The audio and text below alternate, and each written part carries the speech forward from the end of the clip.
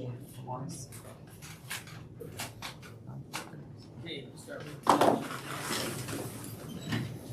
with Allegiance to the flag of the United States of America and to the republic for which it stands, one nation, under God, indivisible, with liberty and justice for all.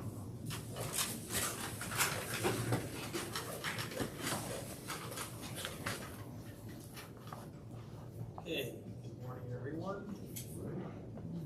First, we'll start out with our approval of our previous town board minutes from February 2nd, please. Need a motion for that?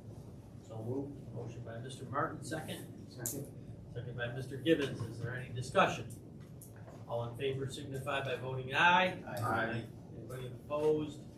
Carried.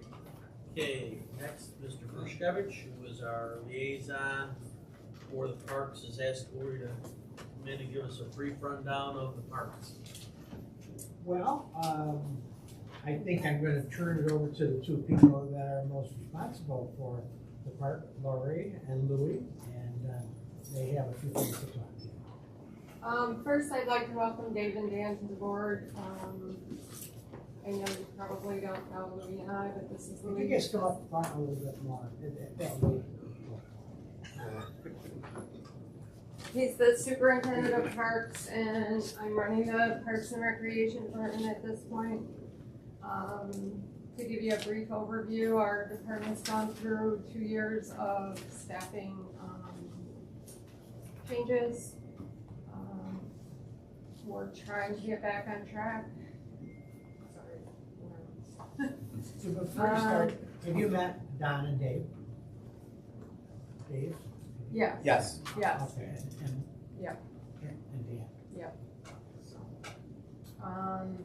I also want to thank the board for all of your guidance this past couple of years, and Andy for all his help with the parks.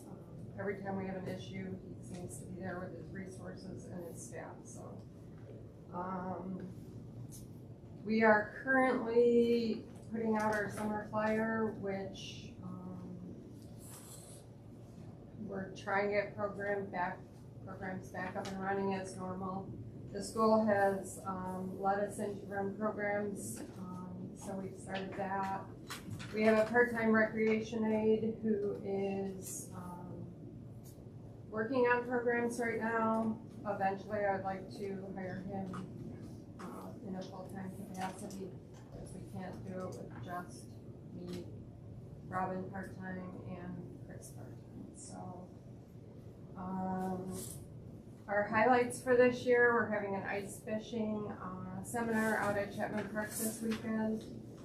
The Shane Pinnard Future Fisherman Foundation is running that.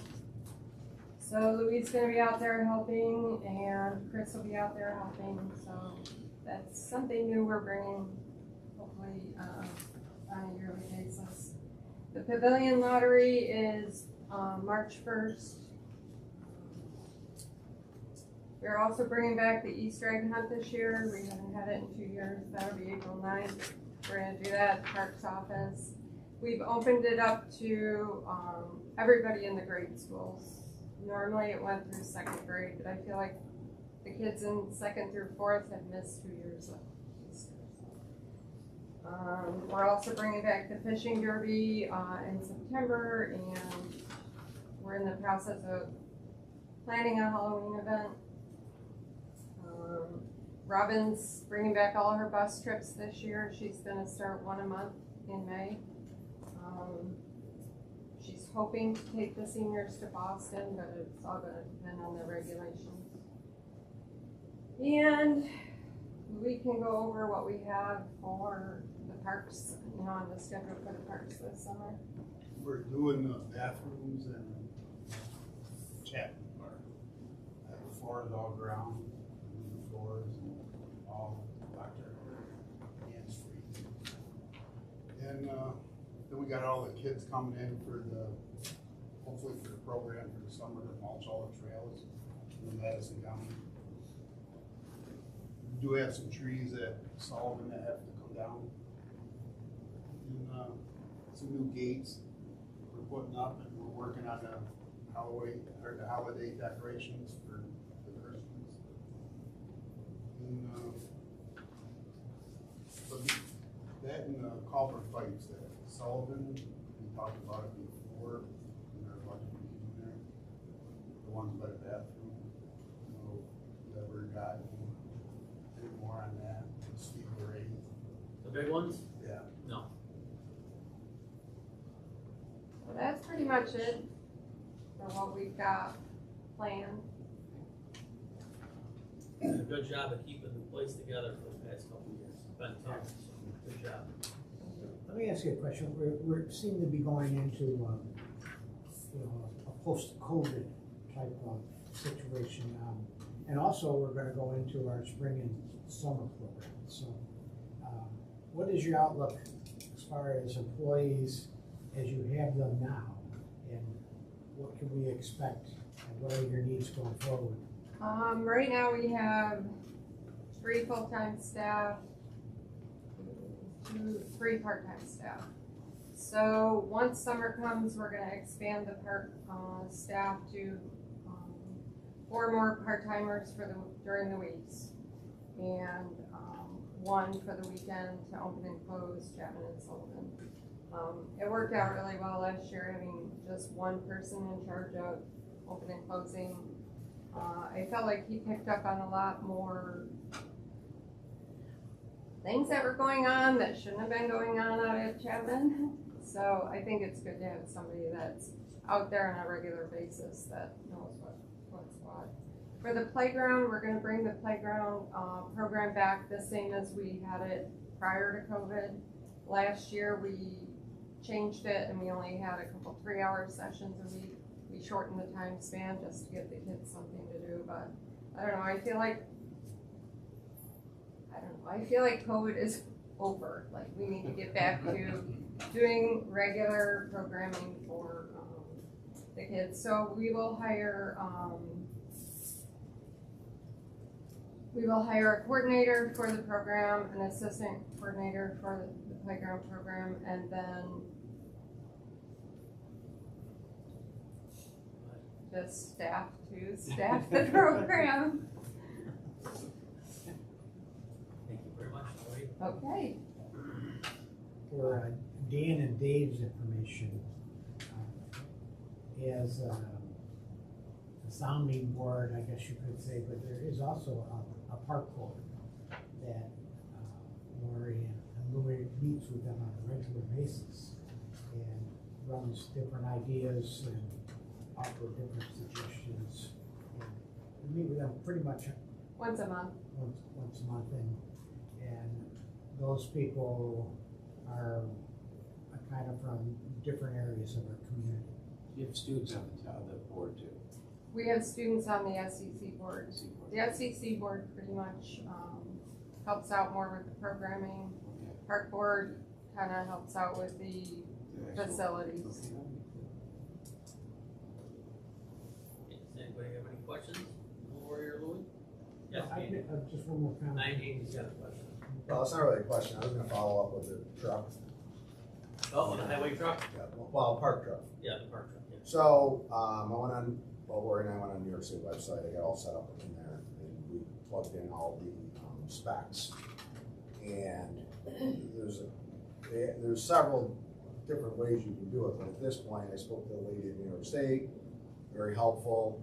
And right now, you can't go in and order a truck through the website because they're not even accepting orders. You can go in and ask for an existing vehicle. So her and I played around with it a couple different routes. So we went in and plugged in specs for a Ford, and one vehicle came up and it was black and not that spec. We didn't put that out. So then we went back and we put in all the specs for a vehicle similar, and I put that in the notes. We still put it in as a Ford, but we also said comparable. The lady then told me that Dodge is the only one right now that's actually even accepting the order vehicle. So at this point, we put out a bid. We'll see if it comes back. You can't go in there and specify, I want it.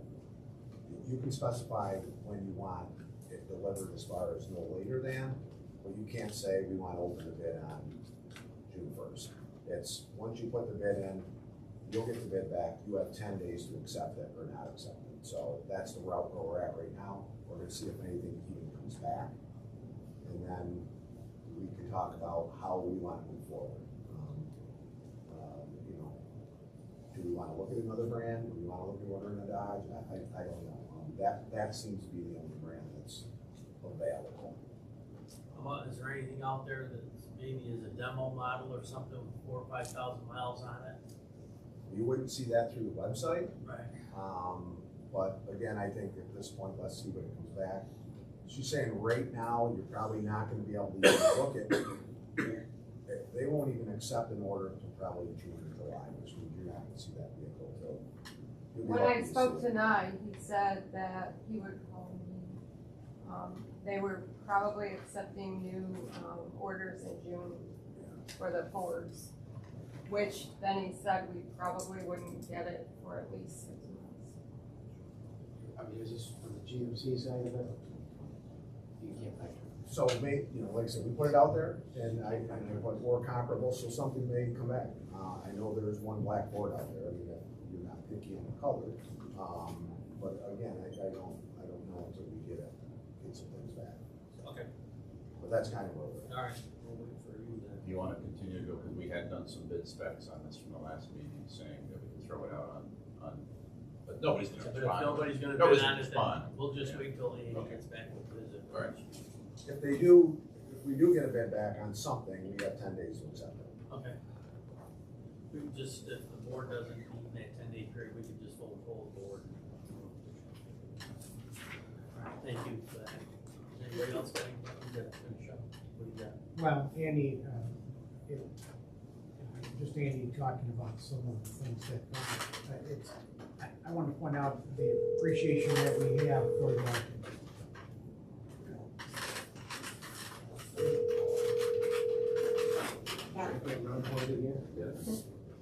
Yeah, you wanna answer the phone? You get that. It's probably a tax question. Just let you know ahead of time. Brazel Stewart or Stewart They Brazel? probably wanna know how they pay their early tax. It's a bid for a truck. Oh, okay. I was just pointing out that there is a lot of help that goes back and forth and between the departments, and it's really appreciated because, Andy, there's things that you have a lot of expertise in that we don't always have the expertise in, and so that help, and that cooperation between departments is very much appreciated. Okay, anything else? Okay, thank you very much, appreciate it. We go back to our seat. Yeah, I guess Do whatever you want, whatever you want. Okay, we're gonna skip the fee schedule discussion because that'll be later. Andy's got 2 highway department employees, new hires. Tanner Smith at $20 an hour, Mary Kate Boss at $16.48 an hour. Do you want to do these separate or together? Okay, we'll do them both together. So, do I have a motion for this? So move. Motion by Mr. Martin, second. Second. Second by Mr. Montroy. Is there any discussion? All in favor, signify by voting aye. Aye. Anybody opposed? Carried. Okay, local law C. Okay, you have in your package the proposed local law C. Our insurance company had contacted us. We're looking for ways to limit liability to the town for accidents and things of that nature. So one of the things they had recommended is adopting a notice of defects law, which basically says if there's some damage to a road and somebody sued us over to a sidewalk, what have you, your towns are allowed to adopt a law that says we're not liable unless we receive written notice of that defect prior to the injury or the accident. So a lot of places have these, so we've prepared one. This is a local law that would be subject to a public hearing at next month's meeting, and there is a secret determination that there's a negative declaration in this, which I put in it. So there's there's a formal resolution in your package. All it does is put it out for a public hearing at our, what date is this meeting? March 16th at 9 a.m. on notice of defect law. Okay, so I need, that's local law C. That's the local law C for that one, yeah. Okay, need a motion for that, please? So move, John. Motion by Mr. Martin, second. Second. Second by Mr. Perskevich. Is there any discussion? All in favor, signify by voting aye. Aye. Anybody opposed? Carried. Now we have local law D. And similar type of law, again, insurance companies are recommending this. And this is a law that basically, we don't have a lot of sidewalks in town, you know, but you have some. And basically what this does is it puts the responsibility on the abutting property owner to remove snow and ice and to maintain and repair the sidewalks. And there's a provision where if it doesn't get taken care of, we can give them a notice of it. And if we want to, we can do it. So that's what that proposed law would be. And again, it's all about liability. Gives them time to clear snow as needed. And all this one does is set it for a public hearing for the March meeting as well, with a negative declaration in the resolution. Okay, need a motion for that? So moved. Motion by Mr. Gibbons, second. Second. Second by Mr. Montrose. Is there any discussion? All in favor, signify by voting aye. Aye. Anybody opposed? Carried. Okay, budget modifications, we have none. 2 firefighter applications. Tyler Howard from 735 on Ida Street, Chittenango.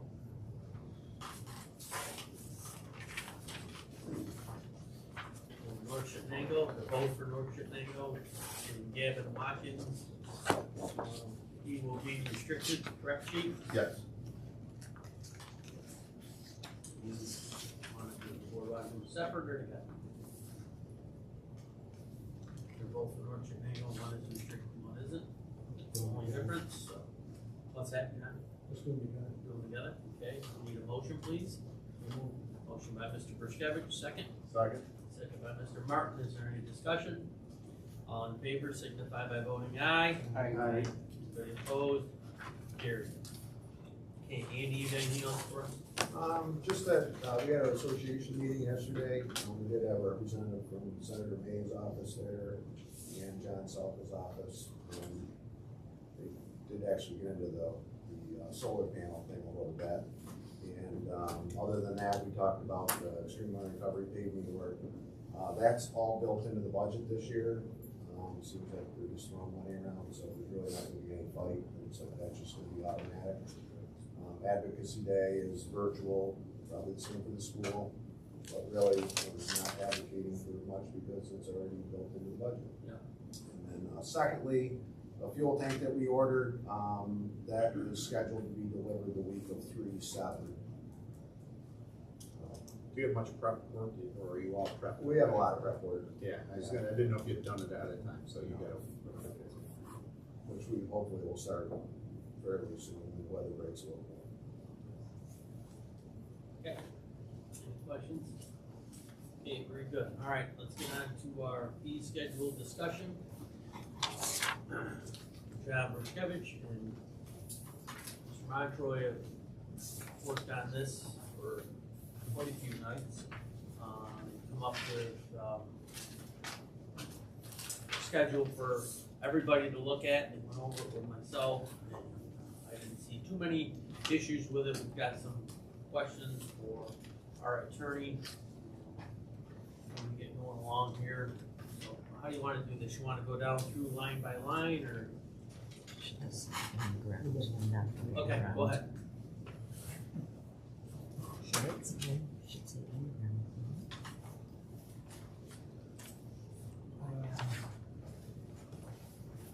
What I'm about to pass out is just a summary of the results of our meetings.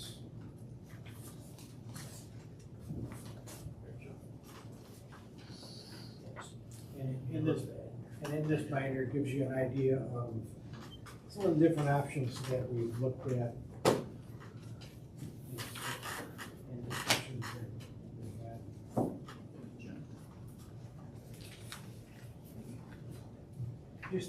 Just before we get into looking looking at each one of the different items of the billing process. There's a lot of research that Dave and I have, we've kind of put together. We looked at different options. We looked at adjacent towns for how they're charging their fees. We had some objectives. Having Dave working with his knowledge of contracting was very helpful, and we're trying to take the fees to bring them up to date, adjust them, and also make them a little easier for all of us to understand and the general public to understand. So we've looked at where the old fees were, we looked at whether the department recommended, and we looked at different methods of applying those fees or determining those fees.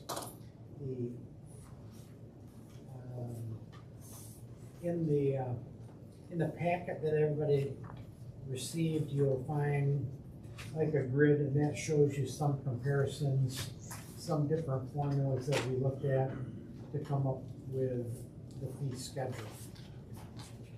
We also, there's two separate things that we're gonna look at. One, we need to have a discussion on whether or not there's a need for deposits.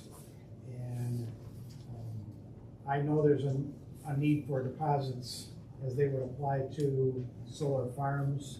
Solar farms are almost that's a separate discussion on its own. And I would add wind turbine projects, the big ones, the solar and the wind are massive projects in most instances. So you might, that's one of my comments, John, was maybe add a line for a wind. I treat them mostly the same. Renewable energy?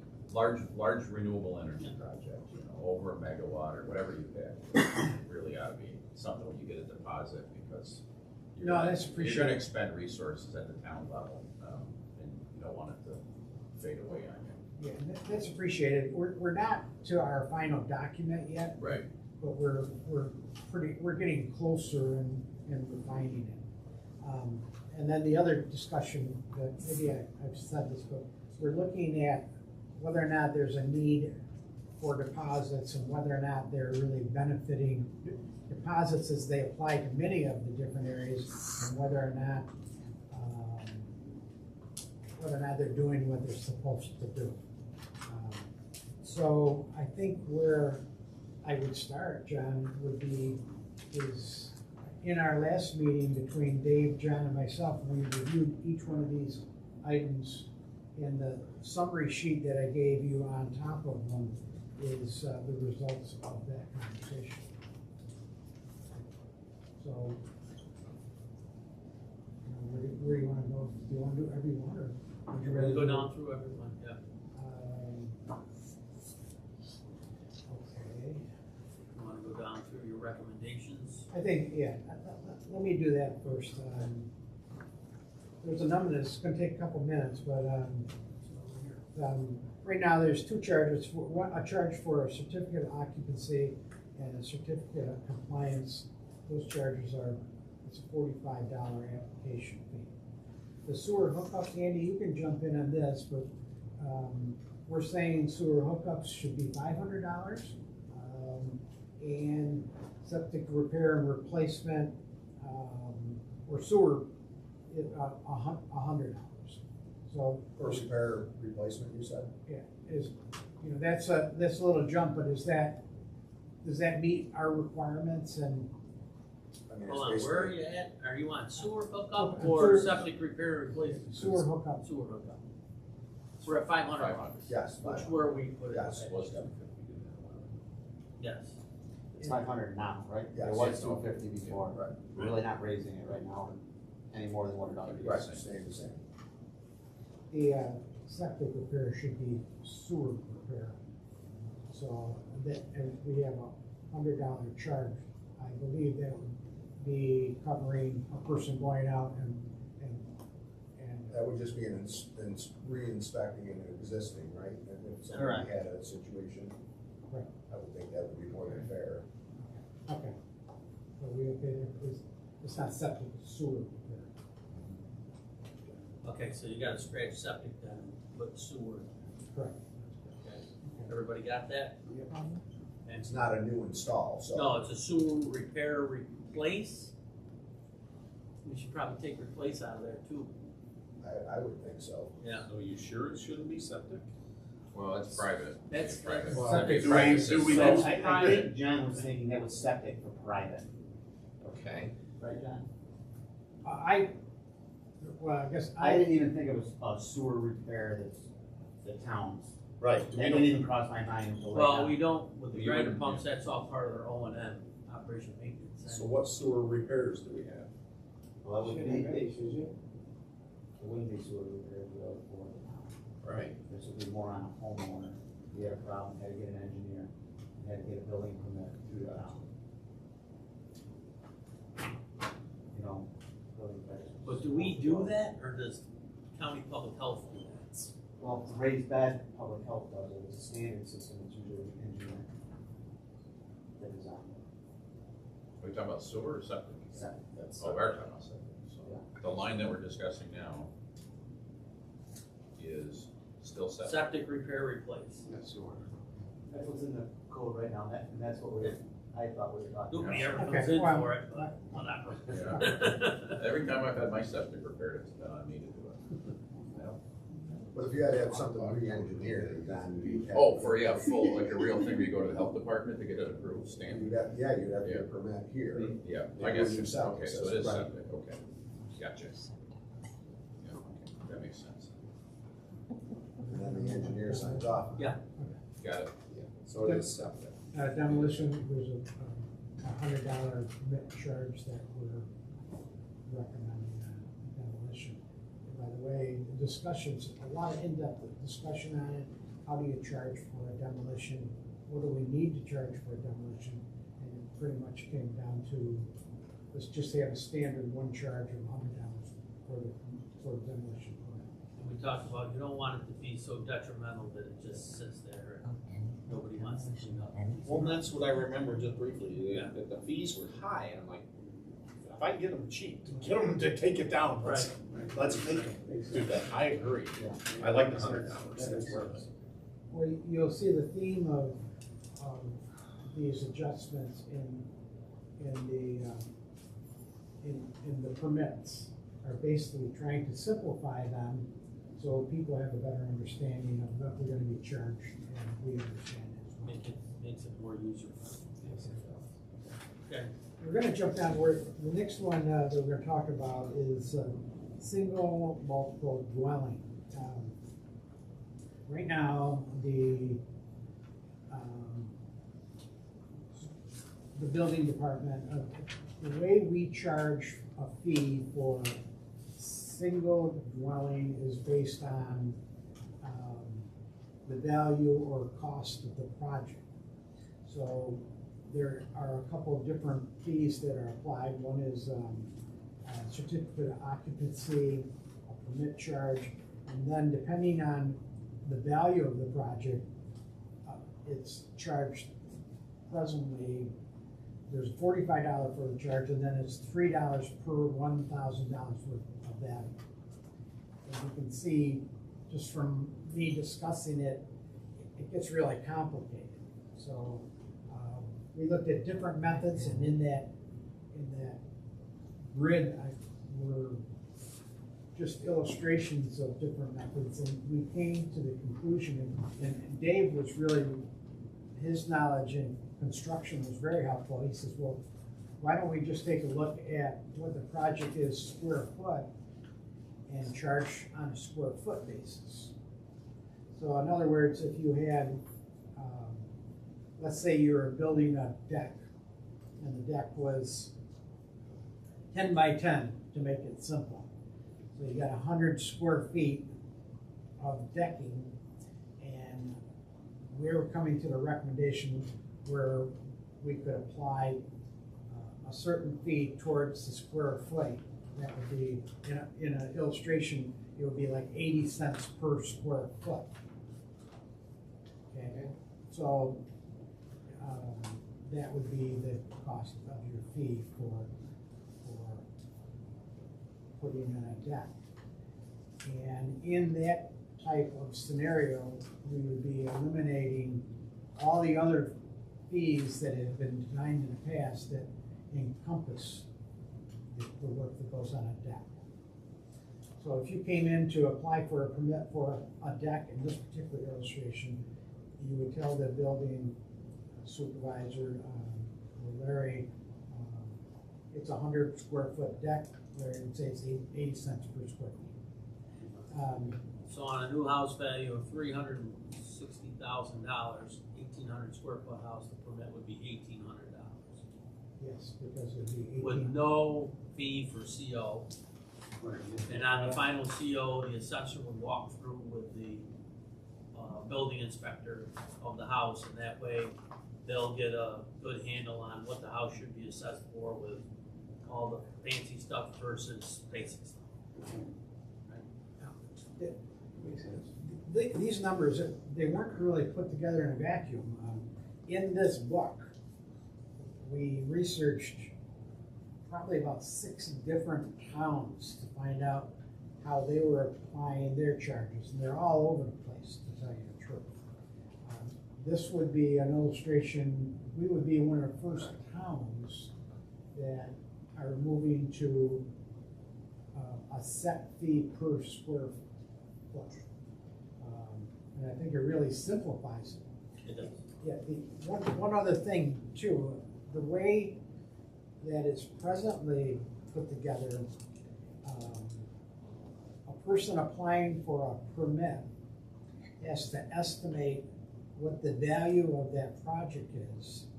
That estimated value is used to determine the cost of the permit in today's environment. There's some issues with that because inflation's going up and down, building materials is going up and down, and it's almost like asking our personnel to be experts at, okay, if you're going to build a deck with treated lumber versus the new lumber, whatever it might be, it's a trap shoot kind of thing, isn't it, Dave? I mean, an estimate on I could walk in and say I'm estimating my deck as a $2,000 deck, when in fact, when I put everything together, it turns out to be a $4,000 deck, and the $2,000 is used for feeding it. So the method we're proposing is a lot simpler. And no, it's really crazy. But as John said, the bigger the deck, the more you pay. But the bigger the house, the more you pay. But then your assessor's going to go in and do the final walkthrough. The final walkthrough would They're be. going to figure the valuation for Right. tax purposes. So it's. We don't even get into that. We don't even get into that now. Sounds real simple to me. You're just trying to make it simple, so there's one fee, you're not adding in $45, oh, you gotta pay this, you gotta pay If that. I don't use lumber, I use Correct, it's whatever. Crap, It's just a square foot. It's all a square foot. 1,000 square foot deck, you're gonna pay $80. How does the engineering come into that? Like when, now if you need a I like threshold, we that. gotta I have like an engineer permit, like. Well, that's the state. I think that's 750 square feet. I think you have to have your plans engineered, right, Dave? Is it a square footage though? Cause they do it by cost right now. And I think the state's 750 square feet. Not 100% positive. So anyways, we looked at it, it became quite complicated, and by simplifying it, the illustrations that I provided everybody was what it would cost in a couple of different illustrations at 80 cents per square foot, 90 cents per square, or $1 per square foot. And then we went back to look at how those numbers fell in with what the other towns are charging for their permits, and where we are and where we want to go. So if we agree to that concept, you can almost, any project that has a square foot associated with it, that method can be applied to that square footage. So when we're talking about I'm going to jump back to the sheet where it says single multiple dwelling at 80 cents. 80 cents hasn't been determined yet. That's just a number that I determined based on what I researched.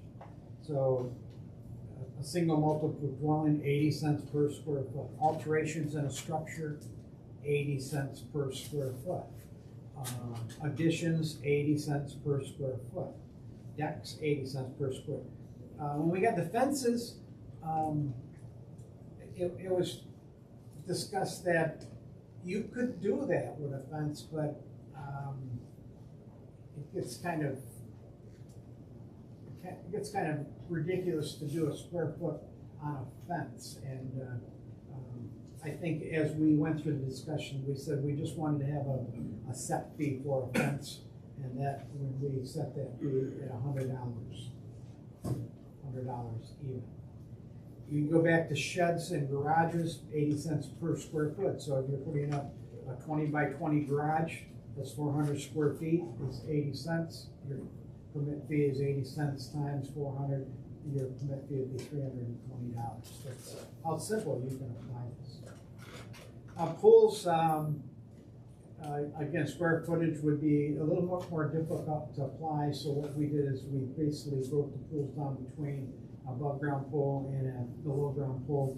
$100 for the permit for the above ground pool, and the $200 for the below ground pool, which should have more value. Signs were similar to fences. We just wanted to go with a set sign fee at $100. Windmills and solar roofs, we wanted to just put a set fee on that at $250.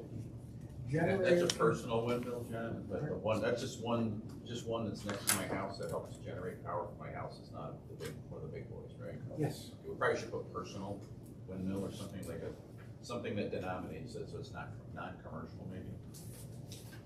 No. Generator, what we're talking about is the generators that, not a generator you can buy in a store, it's a generator that's attached to your house and integrated into your electrical system of the house. Your residential The gas generators that they put on the outside, propane, central. So we do anything with that It's a now? residential generator. There's a permit required for it, Really? and you can't just set a Nobody's generator. ever pulled one. Nobody's ever pulled. I would almost guarantee. So why bother? I'm pulling for money. Yeah. So why bother? If I put a generator, I'm not gonna put it. Are we required? Normally, are we required to do that? New York State makes you required to do everything. Well, that's one of the questions I want to, I love the simple per square foot fee, I like it. but is there something in law that is dictating value, John? I mean, No, the fee, the general rule is that fee charged by municipality has to have some rational relationship to what the municipality puts into the inspection review, Right. and stuff. And then, it's not a hard science, so you sort of want to be within the realm of what's reasonable. well, I heard the dollar value, is there a certain dollar value before it drives engineering costs? I don't know. I know with decks, you gotta be if it's below a certain height, and I was trying to see this seems like a great idea, where has every other town been? Yeah, so code It's knows when shuts that. off so that if someone, people come in and lie all the time, and every building application, I and know. it's really only over $2. Yeah. But it still creates that tension between our codes department and somebody getting. So this takes it out of This that. is black and white. Pulls that whole I love point it. out. And our inspector doesn't go out and he doesn't really inspect if it's corning countertops or mica countertops. It's a standard infraction to every house. Yeah. So I like it. I thought the square foot was the easiest and black and white for everybody. It just Make seems it like, one fee, so you don't have 4 fees. I'm the guy who goes, where have we been all these years? This is too easy, why are we not doing this in the past? I like it. I like it. Victor generator fee, that does require outdoor electrical outlets, it does require some type of footings for the generators. I don't really care, but there is probably a need for an inspection from the town, from a safety point of view, But if we've never done one, nobody's ever pulled one. I think electrical inspector would have to do it anyway, there's no electrician's gonna hook it up without getting. an Well, that's the electrical thing, if you're inspection. buying it from a company, they're gonna make sure that everything's right, they're not gonna be liable. then just pick it up. Is everybody okay with that? You're allowed to do Good with it. Yeah, We're supposed to have a We're permit allowed for to, them. okay, we'll check that. Solid fuel burning appliance, that would be people installing, Wood stove. wood stoves, gas Fireplaces. stoves, fireplaces.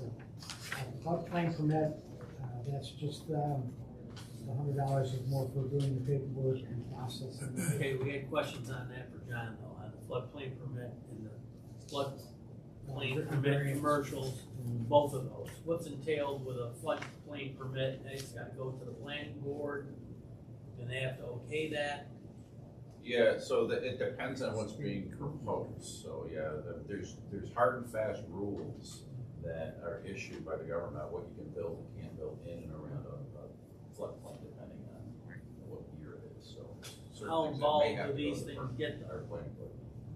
I haven't seen it. It's very rare for that, because a lot of times your location in a floodplain will often mean you can't get insurance, and therefore you can't borrow money to support that construction, therefore the construction doesn't happen. Sometimes there's floodplain construction violations, but as far as the codes office and these permits, yeah, I don't know what the right number is. I mean, $100 seems as reasonable as any. Well, there was another avenue that we looked at. We looked at the amount of hours it takes our people to actually do a certain function of Right. job. We broke it down between administration hours applied, and also if there was a premise visit, in other words, a visit by our building people. So floodplain, basically, it's a $100 charge, I would think, without, there is a fee that should be applied for the amount of time it takes to process the permit. That's what we're talking about, Jen, with the rational relationship between what we have to put into the effort to issue the permit and how you calculate the fee. And I saw you had in your little, there was a page that talked about how long, was that in this package? I'm not too sure, but I saw that. earlier I interviewed Larry and Phil, and they, in regard to each one of these functions, they kind of told me the approximate hours it took to complete, on average, the job in hours. We took a look at the hours and. Yeah, right here, it's right in there, yeah. So it's We about found midway that- through your packet.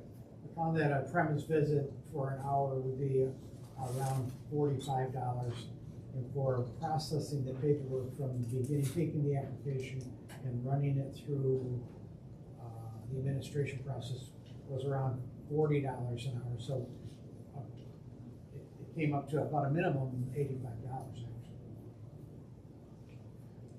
Okay, so we're at $100. All the towns have kind of a penalty if somebody starts a process without coming to the town and getting the appropriate fees. Once we find out, we double the fees. So that one I want to talk to you about when we get a chance. Okay.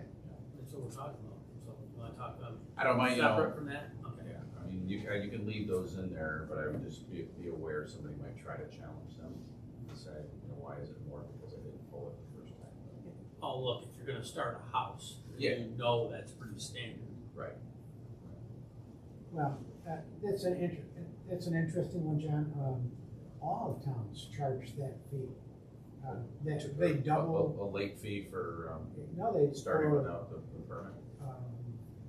for it's if somebody starts a project and they don't come to us, Right. and we have to regenerate and rewrite them, the fees, that penalty, I guess you would say, is built in almost. So if it's justified because it creates more effort on behalf of the municipality, I get that, and that's probably fine. Okay. Yeah, so long as it's not solely punitive, it's gotta be rationally related. So to your point, if you have to do more because this is happening, you're chasing somebody down to get it done, then I get what you're saying, and the 2 times the fees might be exactly right.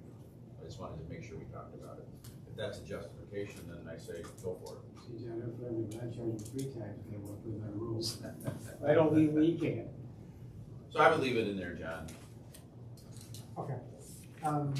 Fire inspections, we talked about, we have a fire marshal that goes out and inspects different jobs. What we decided to do is, in all towns, charge for fire inspections. But the discussion was, do we really want to do that? we require them and then charge for them. So I think the general consensus was that we would charge $100 for fire inspections in additional situations. For instance, if somebody puts an addition on and they're gonna put a fireplace into it or a wood stove, that would require a fire inspection. But if we instigate the fire inspection, that should be part of the fees. We talked about that. Yeah, because, the fire inspector is supposed to inspect, I don't know, multifamily houses once every couple of years, I think, Right. something like that, so that's part of state code. Right.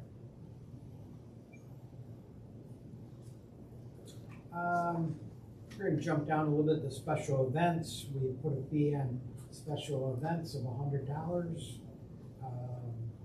We get into special use permits and the ZBA area variance. John, we could use a little help on that. Zone changes, but what we're doing is we're acknowledging that there is a fee that goes along with it, but also there's, in most cases, engineering and legal fees. Typically there is, and the rule on engineering and legal fees, both of those types of fees by law, have to be reasonable and necessary. That's the standard they're held to. So that's not a blank check to do those. You guys do have a law in the books about legal and engineering, but it always says reasonable and necessary. So the engineer can't just send you a bill for $200,000 of engineering, and the lawyer can't do the same thing. It's got to be reasonable and necessary. For the big stuff. Yeah. The fees just weren't pulled out of the air, by the way. The fees were all looked at and based on where are we falling within what's being charged by other towns. So we don't want to have one of our fees, unless we can justify it, as John's pointing out, 200% higher than the town of Lenox or the town of Clay or the town of Cicero. So the fee charge falls in. So what we have is $100 on the special events, and then we go into special use fees, $150 plus E&L. A variance fee, $350 E&L. John, I have a question. I talked to Larry about variances. Is the variance really issued this through the planning board? Or is that? No, variance is done by the zoning board of appeals. You're varying our zoning code, so they have to get relief from the ZBA. Okay. Okay, and again, these are numbers that were Sure. kind of averaged. Site plan review, $250. Amended site plan, $250. Home occupation review, $125. Residential ground mount solar. I hope that covers it, John. Let's see, residential ground mount solar, that's the one that's next to your house or my house that gives us electricity just for our home. It's not, the main purpose is not uploading into the grid. Your next one is the big one, sir. Okay, commercial solar.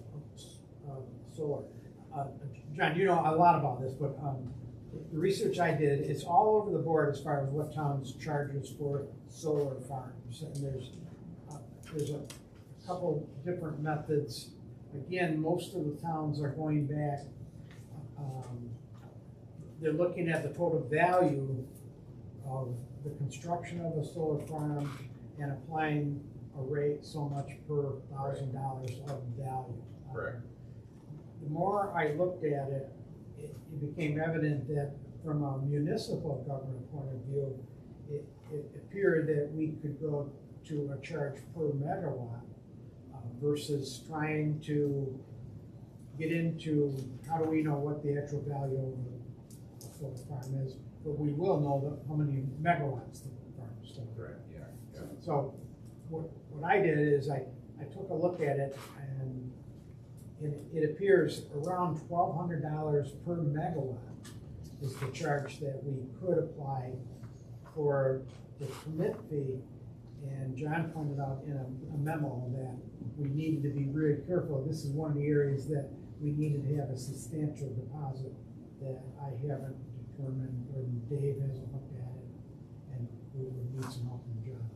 So again, my comment on that was, yeah, you'll have your permit fee that really has to relate back to what codes is gonna do, because that's a lot of work for them to handle all that stuff. Plus you're putting a heavier burden on your planning and zoning boards after review those things. there's that, and this, your 1,200 per megawatt might be your permit fee, you know? Right. All that part. On top of that, every law that I write for solar or wind independently says, you gotta have Barton and Judas, review it. They'll give you a deposit, just like the other projects that we do all the time.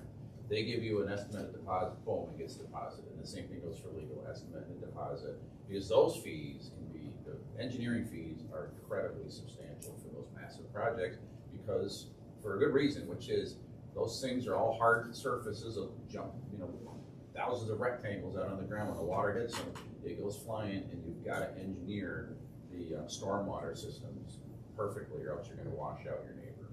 So Barton and Judas they will really get right into that stuff. And what happens is that's a lot of crap, because after the engineers are gone and the project's done, we get the phone calls about the water running off onto the neighbors, and he's flooding me out, and I never had water in my cellar, and everything else. So I say we jack these babies right up and make them good.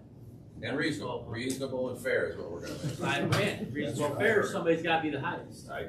But this is the deal that we always deal with subdivisions and everything else. I never had any water till they built those 4 houses there. Now they're flooding me out, and everybody's gone. The engineers don't want to know nothing, and everybody's gone, and we got to deal with it. Most of the time I spend doing all these projects I do all over Central New York, we spend 80% of the time trying to figure out the engineering on how to handle water not going off site.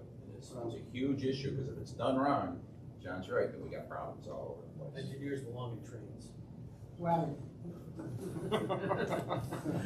we can meet and determine that and talk about it between now and the next meeting if you want. But Yeah.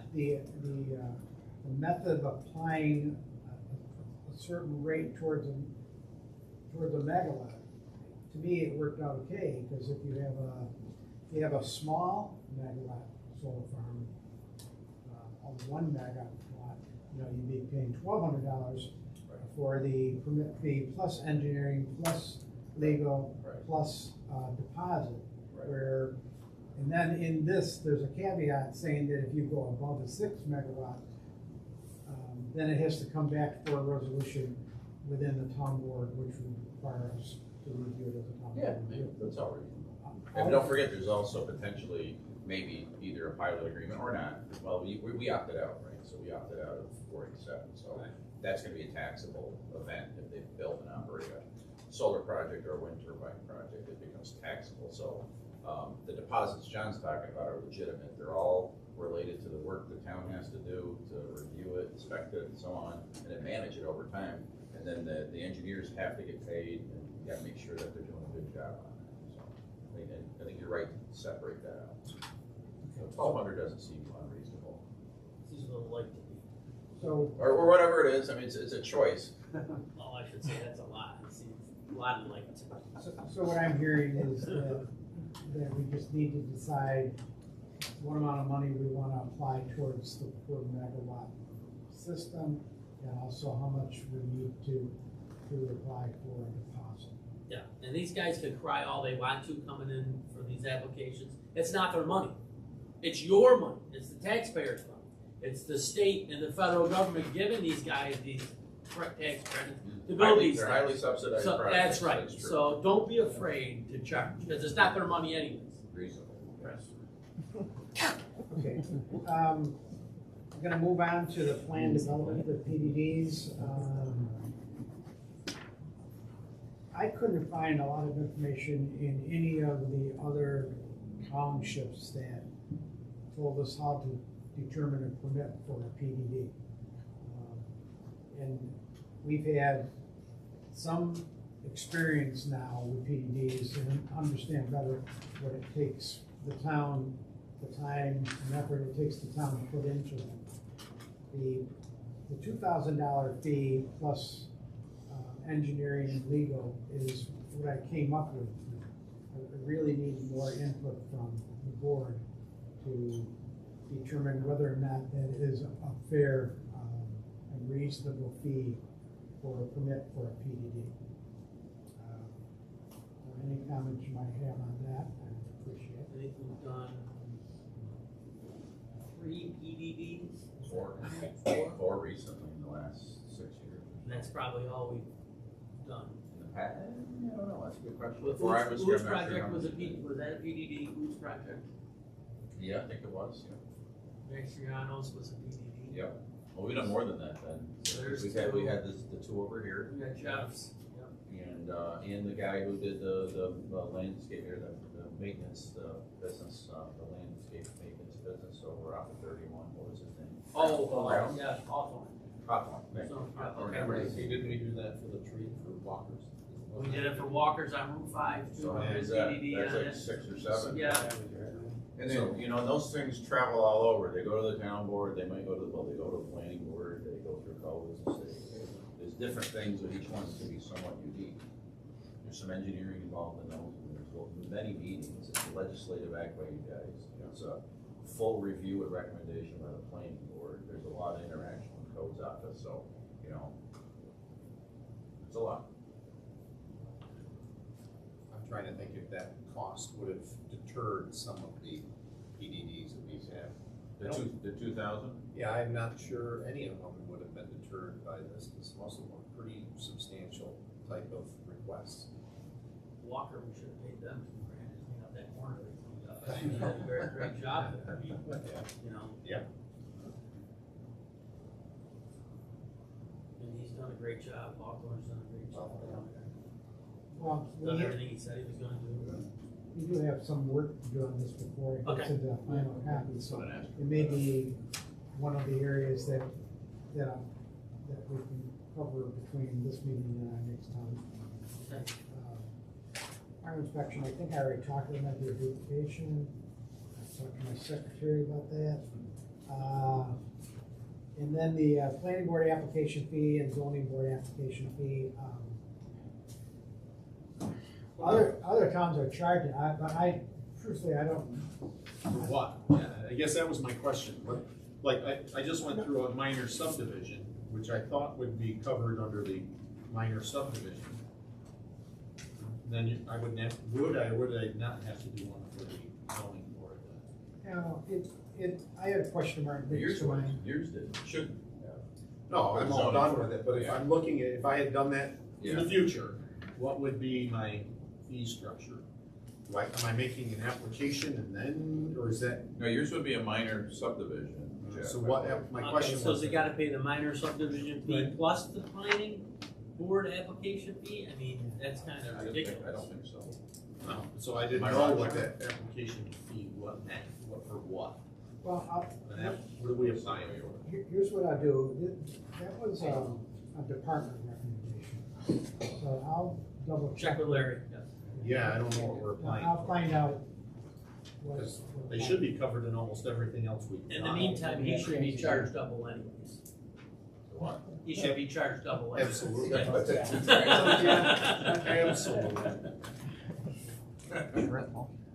Absolutely. The only other topic on fees that I've had input from a number of people now are the requirements for deposits.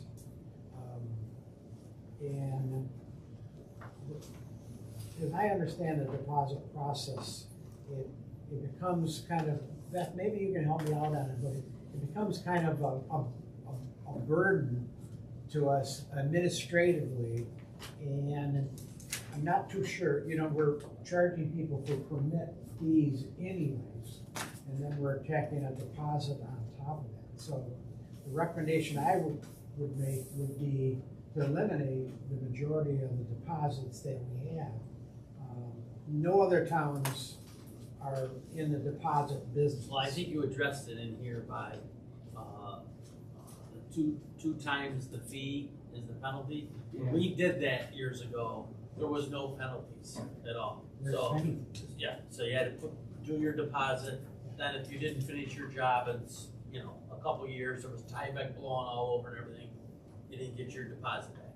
But now, you know, it's becoming a hassle now, and I think you address it with your penalty in here. Well, the way it sounded to me and the way we discussed it is that it's becoming more of a burden for us, and it really isn't being effective at preventing people from doing what we're asking them to do. And it goes around, and I don't know, are we required to bank those deposits and then withdraw them? And And I gotta sign the check, sometimes it stacks that day. What's the deposit? Everyone's a new vendor file, the vendor file's huge because everyone's a new What's the vendor. deposit? there's a sheet in there. There's a lot of deposits on a lot. But what's it for though? Like if you're doing, an alteration outside your house, So the 80%. deposit is so much so that you don't start insulating the outside of your house, to tie it back and then quit. Okay, You know, okay. If you do, and you don't do it within a year and a half or something, you gotta come back in and reapply, and we keep your old deposit. If you get started a project, you probably can finish it. Well, you'd be surprised. Is it? But we did have a lot of problems with that tie back flapping in the window. Yeah. Well, that's what it was, yeah. They put down on Okay. that, so. I already see what the project's for, thanks. So this preliminary recommendation is the result of quite a few meetings. Dave and I and John, and I talked to Beth a few times, met with Larry a few times, and this meeting today is accumulation and the results of what we had. You guys have done a good job, That's a lot of work. appreciate it, a lot of work. Good. So what are the next steps then? Where are we on the process? We gotta review these, what do you need? Well, what I tried to do is this form that I put on the front of everybody's folders. I can clean that up a little bit based on the conversations that we had today. And then at the next meeting, John, would this require, Resolution and adopting the fee schedule. The public hearing and everything, right? Well, you could, you certainly can. I don't know of a law that requires you have to have a resolution on adopting a fee schedule, but I certainly wouldn't deter you from having a public hearing, because you might learn something you didn't otherwise know. so I can revise this once we have the answers to a couple of questions that we're asking, and bring it back to the board, and then we could potentially have a resolution based on what I bring back. Is that correct? You might have a public hearing, you mean, right? But are you saying no public hearing? or I what? didn't think a public hearing would be necessary. Oh, okay, I so don't it's think not so. required, but you could. The only time you need one is if you did it through a local law. Is there anything to do with a public hearing? So it's your preference. See, I have no problem with public hearing if there's no negative to it. Yeah, well, you don't know until you hold Well, it. you don't know until you hold it. But I mean, based on all the facts and all the information you've come up with. Yeah, yeah. Well, this is pretty logical. I mean, Yeah, it's been a long time since we did that. It gives everybody the opportunity to say what they want to say, but this is what I'll be on the town's. I think the only issue with a public hearing would be if you change the schedule, you're probably gonna do another public hearing. Okay, we heard the public, we're gonna change, let's have another public Oh, I see. hearing. That's up to you, you don't have to. All right. But to answer John's original question, is you're not required to hold a public hearing to adopt a fee schedule, for instance, like this. But you may if you wish, that's all. So what do you got? Well, and the only thing I wanna say is I think this is a great system. The only thing I get concerned about are unintended consequences on stuff like this, because it is so new. My first pass on this with the shed garage accessory building, you get a 10 by 10 shed, you're smart, 100 square feet, it's $80, I'm good. A simple pole barn, something that has a lot of square footage, you're gonna charge the same as a residential house at 80 cents. And I'm like, wow, that seems a lot if you have a lot of square footage on something that won't take much of an inspection. Remember, we're trying to recoup our costs. So I get a little concerned with that, is that gonna be an unintended consequence of an 80 cents? Or should the shed garage accessory building, again, be a little less? It really depends on the accessory building. If it gets real complicated, now all of a sudden there's more inspections, electrical, plumbing. I just think don't. it was one of the ones we flew through and said, let the board debate that. Yeah, well, I'm debating. That's a good question. Well, you're right. You're Yeah. right. So like a pole barn is almost nothing. Yeah, you'll throw poles up and maybe they'll put electricity, maybe they But how won't. much square foot is gonna be? Our code's always in inspecting electric though. You know, it's Okay. a third party. But again, a 10 But by I do 10 agree shed with you that- versus 100 by 100 to stick your tools in. That seems like a lot of money for a Charge simple. half, Well, 40 cents. And again, do we even need to charge that much for a shed? Even a 10 by 10 shed, what if it was only Again, 40 how many- cents how or many something? people get to go for a shot? Well, here we go, but that's another whole discussion. Who's gonna actually get the permits? We are, because we are under a microscope, but you're right. So 40 cents, $40. For a little one, Yeah. but even, you get something that's 1,000 square feet, now you're $400. That's not a very big pole barn, by the way. No, it's pretty small. You know, the other thing you can do with this new policy, John, is you could make it that every year the board either readopts it or reviews it, maybe at the organizational meeting, or the codes, or somebody can make if you find there's a problem with it, you amend it by resolution. Or what you can do is do a sliding scale, like a Sears shed or one of these ones they buy from someplace. What's the biggest ones they usually hit, a 10 by 20 or something like that? Say that's 40 cents a square feet, and then anything over 1,000 square foot that's called a shed, you go back to 20 cents a square foot. Right, I like that. You might have to have a little bit of a sliding scale if there's not. Just if keep it there's a- simple, just have, there's If you shed, 1,000 square foot shed, you're not gonna make a big enclosed. Yeah. I could just see someone with a great big pole barn coming in and going, you want $1,000 to inspect that pole barn? Are you kidding me? That could be an objection we could run into. so If, is that, the best way for me to do it would be if you could just send me just a quick email and say, with any suggestion, either to Dave and myself, we've been working on it together, and just say, I mean, ironically, you know who the person is, it's Larry. He sees all the permits that come in and go, and if somebody stood there and said, okay, what's the consequence of this? How much would it cost? You might look at something and go, yeah, that's good, that's good. Ooh, that's kind of high. That makes no sense. That he'd be the ideal one, but yeah, I can ask him those questions. Because I don't see him, I'm trying to anticipate what permits he's gonna do. the only problem, not to get in a big debate, but I don't think we want to go down the road and try to identify every instant where we have to adjust our fee. Maybe that would be a good one to look at. Yeah, I agree with all the rest of these. I think the other rest of them are pretty good. That one just hit me and I'm like, it looks like it could bite us on a large building. Okay. An option would be to put together a sliding scale for Sheds. sheds. yeah, okay? No, Dave and I want to thank everybody that contributed to this process, because an easy way, I want you to know, an easy way to do this, when we received the first recommendation on November 17th, would be, first of all, we could have just approved it. And then, to adjust it, we could have just, like many towns do, just said, okay, we'll increase everything by a certain percentage. That would have been, it would have took me about, but the more you dig into these things, it can get quite complicated to make sure that it's realistic and fair. So that's what we're trying to do. Good job. Very good job. Does anybody have any questions? Chief, you got anything? No, sir. Okay. Nobody else has anything? No, sir. There's personnel issues we discuss in executive session. Okay. You have to go on executive session, No. Okay, so you have a personnel issue you want to discuss? So we're going Lori? to executive to discuss a Sure. particular Okay. person. Okay. Joe, for this discussed employment history of a particular person. They're Need a inviting- motion? They're inviting the So attorney. moved to go into executive session. Motion by Mr. Martin, second by Mr. Perskevich. Is there any discussion? All in favor signify by voting aye. Aye.